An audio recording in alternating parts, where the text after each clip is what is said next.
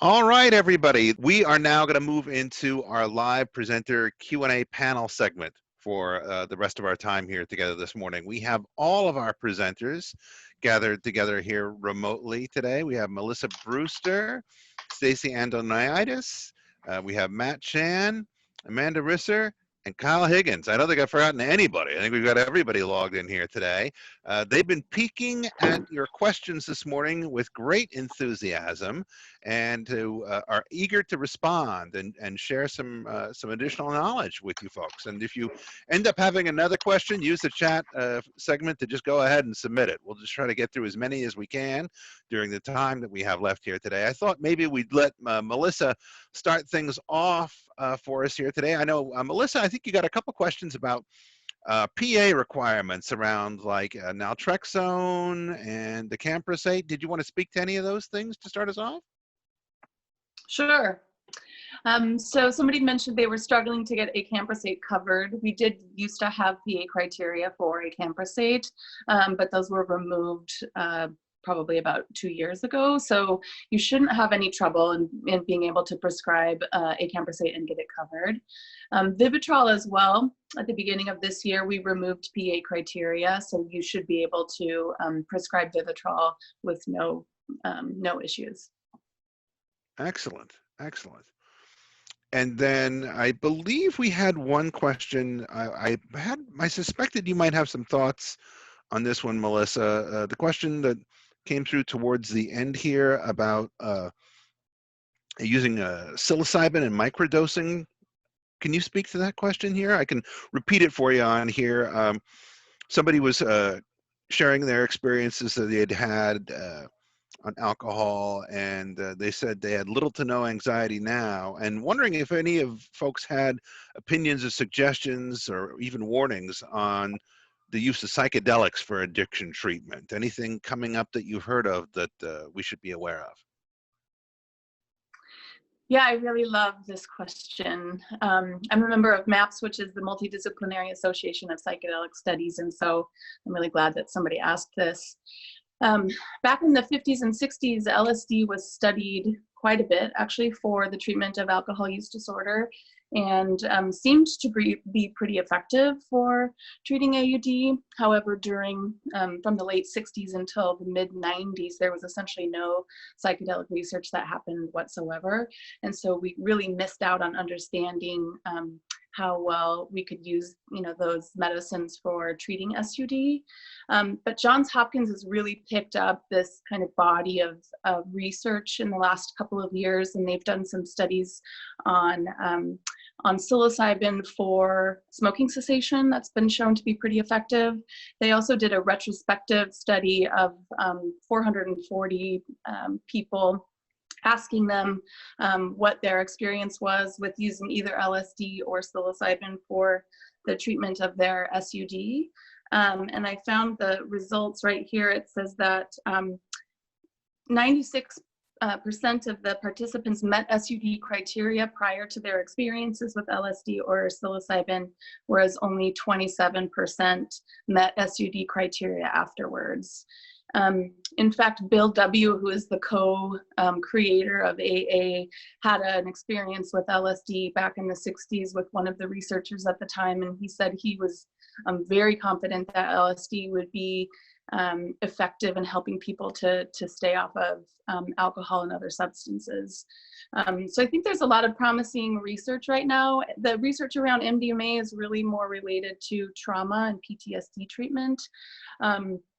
But I think there are some efforts to get psilocybin to be medicalized and potentially passed by the FDA. And as you know, in Oregon, there's a ballot initiative this year, IP34, to get psilocybin medicalized and sort of legalized in the state of Oregon. So they're still collecting signatures for IP34 if you're interested in signing that petition. But I am really hopeful that we will be able to use those really powerful medicines for the treatment of SUD in the future. That's great. Fantastic. Paving the way for the future, as always in Oregon, that we seem to be doing. I had a question here. I was thinking that that everybody amongst our panelists would probably have an opinion on towards this, but folks are asking if you have any ideas on how to combat the mass advertising and basically cultural conditioning that tends to be leading towards AUD. Like, what kind of societal root changes would you like to see happen?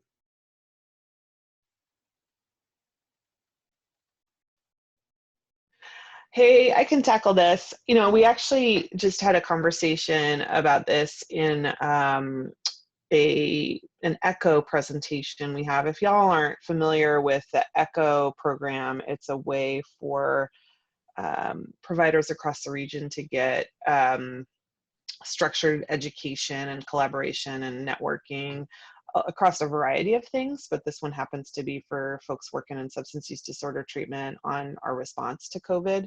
And it's a multidisciplinary group with lots of different constituents in it. It's kind of wrapping up in the next few weeks, but it's ended up being a wonderful place for us to talk about this thing. We talked about this exact subject recently. I would encourage you to check out Oregon Recovers.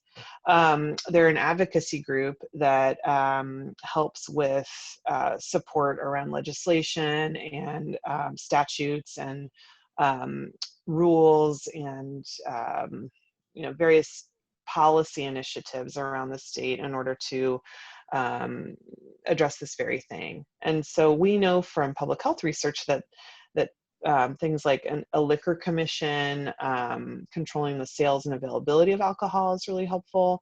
And something, unfortunately, that has happened while we've been struggling with stay-at-home orders is that there's been actually an expansion in the availability of alcohol instead of a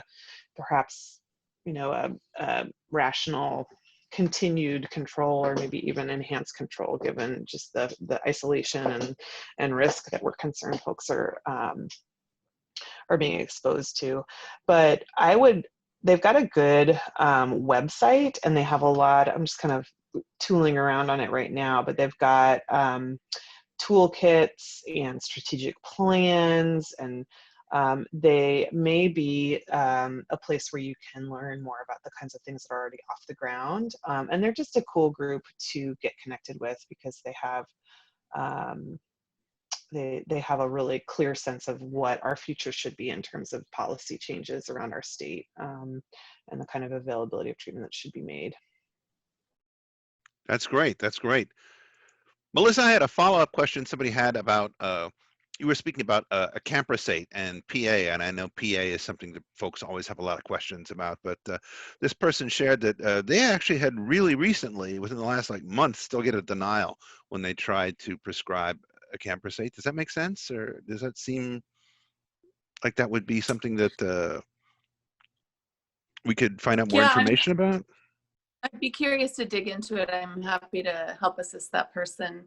But we shouldn't be denying it because we don't even require PA. So if they send in a prescription that's the standard TID, it should go through a pharmacy.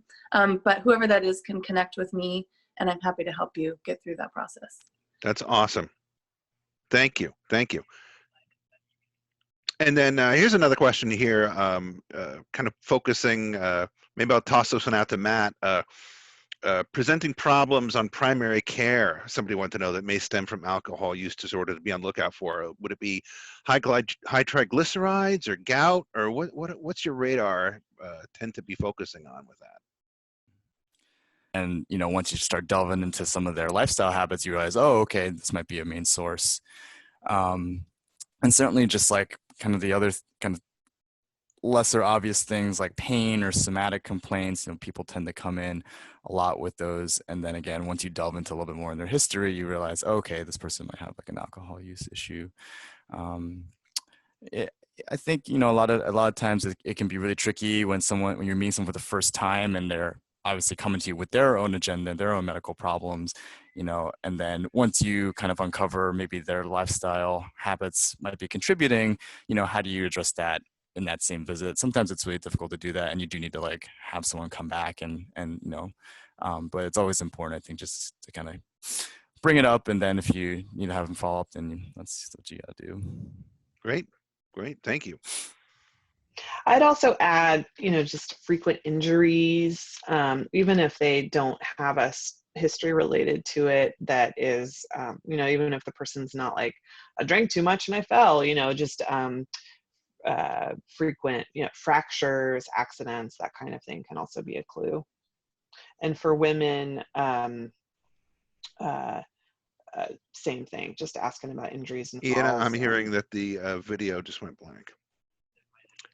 Okay, guys, thanks for your patience there. Just getting some updated information. There's a couple of people lost the video feed, so we're just trying to make sure that that's working there for everyone on there.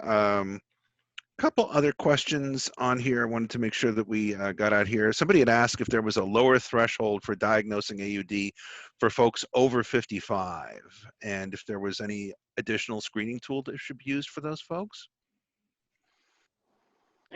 You know, I can add some thoughts on that. I mean, there is definitely a greater risk for folks over the age of 55 and what would be considered risky versus unhealthy alcohol use.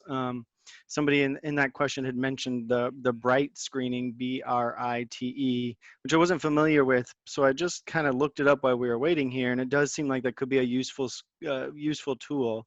They look at, they kind of cut the number of drinks in half in terms of what the SBIRT shows, you know, so 14 for men and is cut down to 7. And so that can be a useful tool in terms of working with older adults.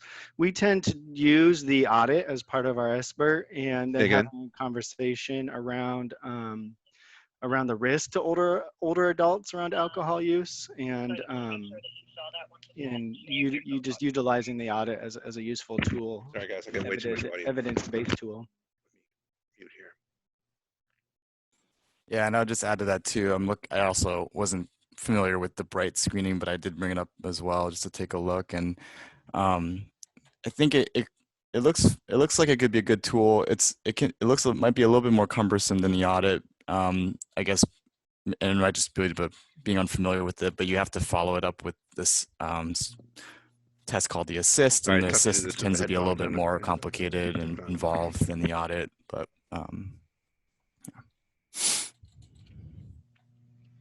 Hey, Melissa, are you still with us?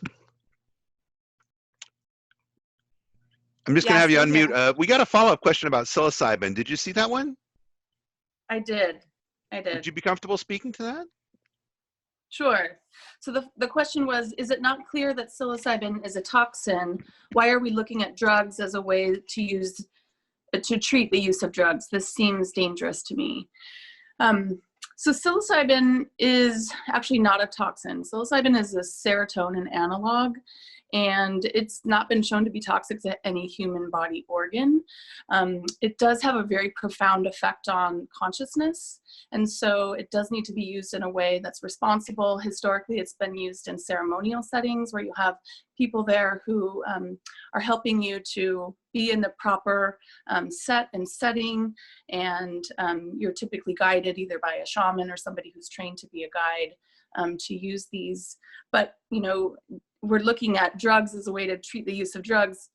We use all sorts of drugs to treat SUD, right? All of the drugs that we've talked about today.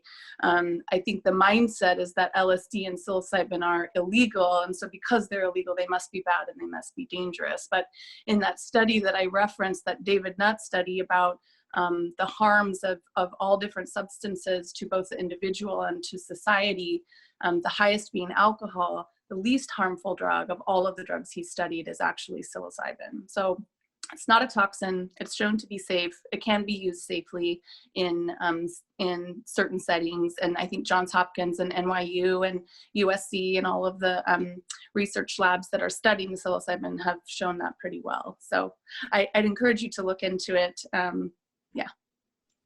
Fantastic. That's I would add to that. I would add to that just sort of the idea between harm reduction and abstinence-based, right? Like, you know, we'll see as the research expands with some of these approaches what they recommend, right? And it's not widely available right now. And as that becomes more available, you know, maybe even exploring other options first before going to this as an option, right? You know, with any medication, right? Maybe it's just behavioral changes would be enough to make the changes that they need and want to make.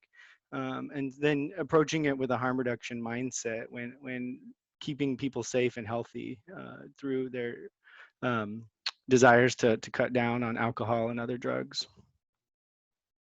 Great.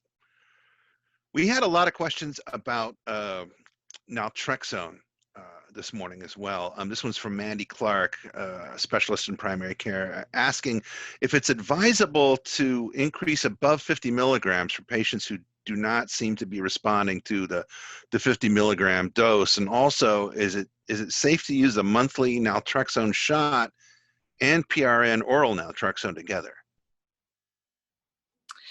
Yeah, so I'll talk about a little bit of that, and it seems like Amanda wants to answer too.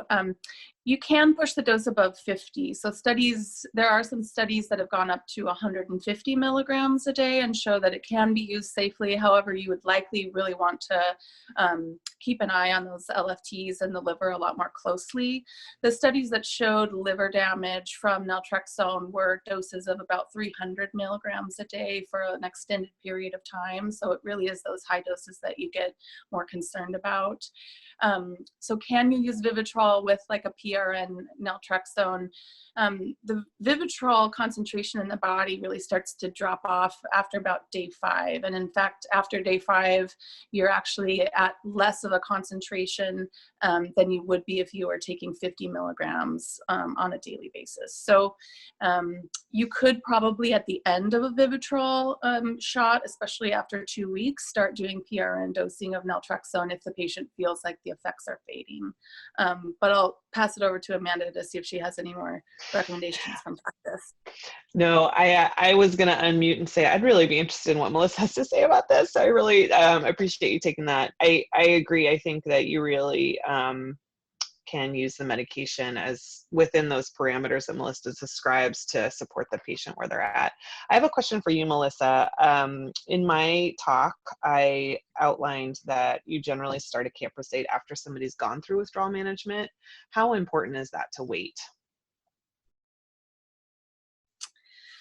You know, I'm actually not really sure how important it is to wait. I don't really understand the reasoning of why you want to wait to start a camprosate.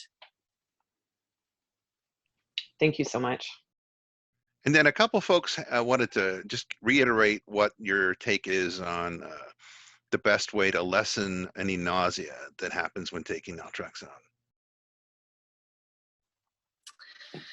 Yeah, so nausea with naltrexone is sadly one of the side effects that people really struggle with, and it can be intolerable. The way to lessen it is to take it regularly. So if you're taking a PRN, you're more likely to have nausea associated with it. Also starting at a lower dose and tapering up. So instead of going straight to the 50 milligrams, you could prescribe them 25 for a period of time, potentially even cut that tablet in half for a little while and slowly like increase the dose. But PRN dosing would be likely to cause the most nausea for naltrexone. Okay. And then a sort of a sideways question here, but do we have adoption of MAT data for AUD? Anything for the state of Oregon that we have info on that we can share? Anything that's current? The pop quiz variable, Melissa, you love that? I mean, just that stat that I shared at the beginning, which is a nationwide stat, about only 9% of people who are who may need medication are using it. So we know that naltrexone is massively underutilized, as I mentioned in my talk.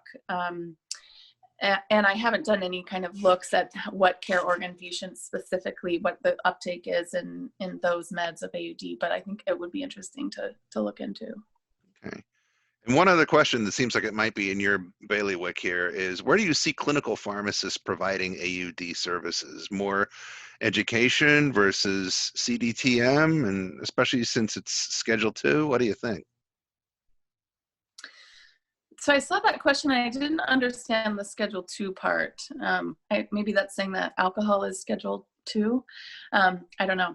But Okay. the medications that are used to treat AUD are not scheduled medications. So I think there's a wide variety of things that pharmacists can do. I think, of course, education is a great opportunity always, but for clinical pharmacists who are trained in providing care, and especially people who are PGY2 trained and board certified in psychiatric pharmacy, they've been trained to provide addiction treatment services. And so you could create a collaborative drug therapy management with your provider where you are actually doing some of the assessment of the patient, you are doing tapering of the medications. You still have to prescribe those medications under the name of the physician that you're working with, but you would really be controlling the medication management for the patient. And so I think there's a whole, huge range of opportunities for pharmacists to assist with some of the AUD treatment that's being done in primary care. Thank you.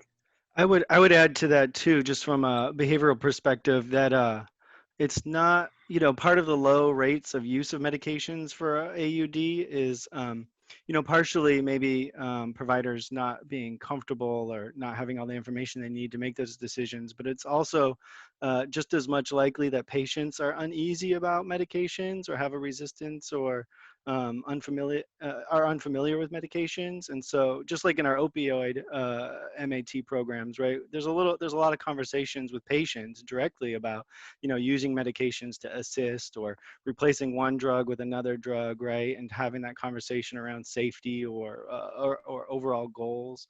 And so it also comes from the patient side in terms of being comfortable with these sorts of decisions and recommendations. Okay, great. And then whoever would like to field this one on here, gang, some AUD residential detox programs require an ASAM or ASAM prior to completing their own intake. And where can patients go to get a quick ASAM if they're not established with an outpatient program? I'll take this. I'm curious why the ASAM is not accomplished as part of the intake at the residential detox. That's how we handle things here at Hooper, where folks come to Hooper and we admit them. We pretty quickly assess that they do require the services that we're going to provide. And then within 24, then primary care services or hospital care. And there's a lot of statutes and requirements that are determined at a pretty high level that you have to complete in order to submit and be reimbursed for those services. And so, yes, pretty much the cornerstone of all SUDS care is this thing called an ACM assessment, which takes about an hour to do. It needs to be done by a CADC or somebody with that training and certification. And it is a very comprehensive history and sort of needs assessment for treatment in order to justify the provision of services. And so I think that if I were a primary care provider and I were being asked to figure out how to get my patient an ACM assessment prior to going to withdrawal management services, I wouldn't really know how to do that, even as an addiction medicine doctor. And it would not be easy to do quickly. It takes a while. There's lots of, it's very rare that you're going to find a place where that's just available to you to do an ACM assessment kind of independently. Usually that's embedded in other services because it's how we bill for services. But there may be some other perspectives out there. That's great. Good to know. I agree with Amanda on that. I think that would be a point where whether it's the PCP or another sort of behavioral health staff on the team, really advocating for the patient, both with the treatment provider and maybe the patient's insurance payer, because I think that really, as she was mentioning, we don't have the capacity. That's not even a reimbursable service that we can offer out of primary care, and the time allocated for it is not really feasible, and that's their role as the treatment provider, is to really identify if that's an appropriate patient for that level of care, and they'd want to know that ahead of time going in. And so I would, that's a point of advocacy, I think, for the patient. Excellent. And then I also wanted to just toss a question back to Matt and to Kyle on here, just because I think there's a lot of folks interested today in putting together the kind of collaborative partnership that you guys have found successful. And I was just wondering if you could share with us any changes that you've gone through from your initial perspective when you were thinking about how this might work, and perhaps some misconceptions that you had going in, because I'm sure a lot of our attendees would relate to that, and then how you got over that and what changed for you. I'm curious about that because you have such a successful dynamic. Paul, are you referring to like our partnership between like primary care and behavioral health? Exactly. Mhm.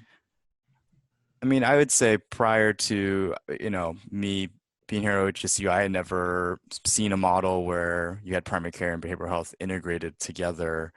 And honestly, now that I've, been working in that model for so long, I really can't see something else than that, because it's really been a huge supportive lift, I think, as a primary care provider. I mean, there's just so many things that you're tasked with doing from day-to-day basis. And, especially when it comes to substance use issues or behavioral health issues, these are things you don't always have time for. And so the partnership is just, I think it's just always been fantastic to me from day one.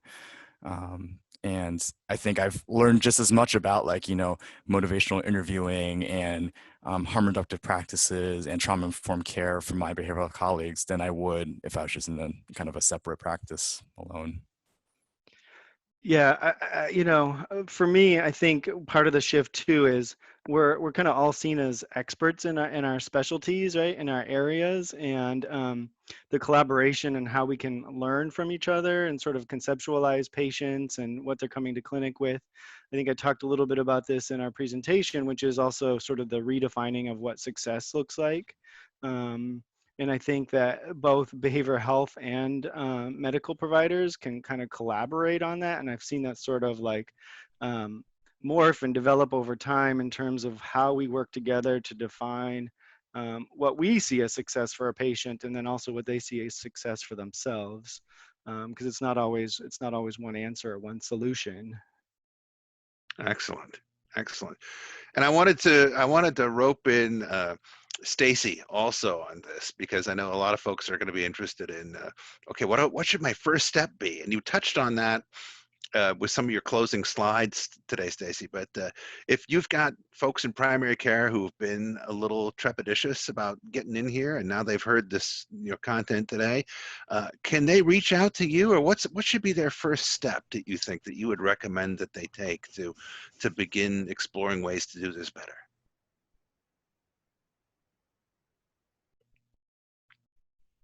I'm looking at Stacy's image, and she might be frozen or on mute. And she may have to answer that question. Primary care team. And yeah, that's definitely something we could offer technical assistance on. And I think most primary care providers, once they have a behaviorist on their team, they really just don't want to go back to operating without a behavioral health consultant. So yes, please reach out to the primary care innovation specialist team, and we can talk through how to integrate and give resources about the best practices. Is there a contact email alias, or what's the best method? I think I should outreach to the manager of the team to see, and we can.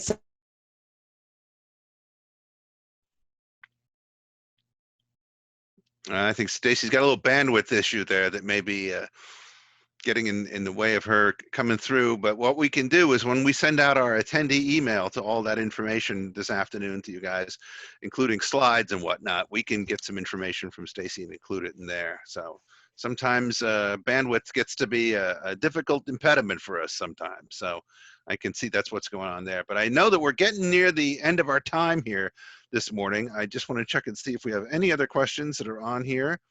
I think we've got just about everybody included on here, which is wonderful. I think we handled most of the questions this morning. We've had just a phenomenal group of attendees and presenters coming together to collaborate and share information.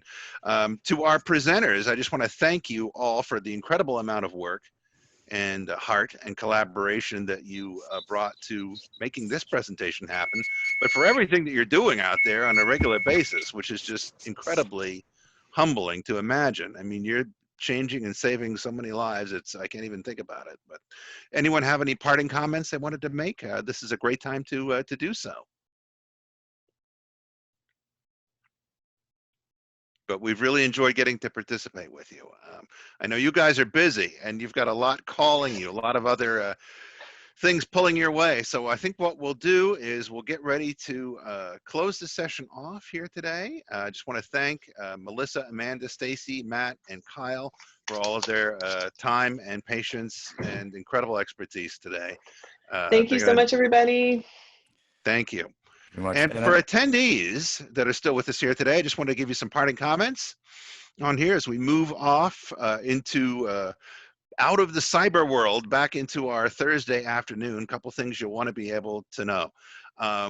Everyone who enrolled in this class, you're going to get an email from me later on today that's going to have a link to a SurveyMonkey. If we just move to the next slide here, you'll see what it'll look like on there. But that's basically our way of doing a sign-in sheet to register your attendance and get you your CME credits for your time spent with us here today. So it's a very, very brief SurveyMonkey where you basically provide an assessment of the learning objectives in the course, and you record your name, designation, and email address, and that's it. And then we'll be able to go ahead and get everybody copies of the presentation slides and subsequently the CME certificate as well. So hopefully this is a fairly painless process. If you are waiting for your CME certificate from the last Meds Ed that we did in May, that should be coming to you in the next couple of days as well. So lots of things headed your way.